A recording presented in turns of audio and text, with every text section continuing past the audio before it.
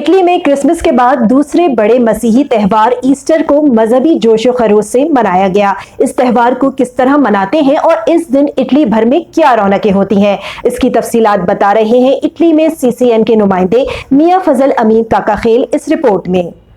Italy में Christmas त्यौहार के बाद दूसरा बड़ा त्यौहार ईस्टर त्यौहार है, जिसको अंतावी जुबान में पास्कुआ कहते हैं। और इटली में एक त्यौहार को इसलिए भी अहमियत दी जाती है कि इटली ईसाईयत का मरकज है। ईस्टर वाले इतवार से पहले आने वाले हफ्ते को चर्च में इबादत होती है और इसे मुकद्दस सनीचर के तौर पर जाना जाता है। इसी तरह वेटिकन सिटी में खास इबादत का इस्तेमाल किया जाता है।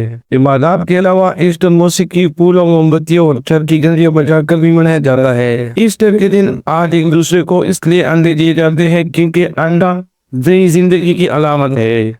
बच्चों में ऐसे मुकाबले भी करवाए जाते हैं जिसमें कहीं छुपा अंडा ढूंढने पर उन्हें इनामात दिए जाते हैं। आज ईस्टर का दिन है। वेटिकन सिटी में रात का सिलसिला जारी है और तमाम इंसानियत को दुआएं मांगी गई।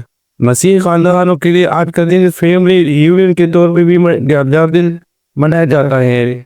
इटली में मजहबी त्यौहार बहुत अकीदत और एहतराम के साथ मनाए जाते हैं।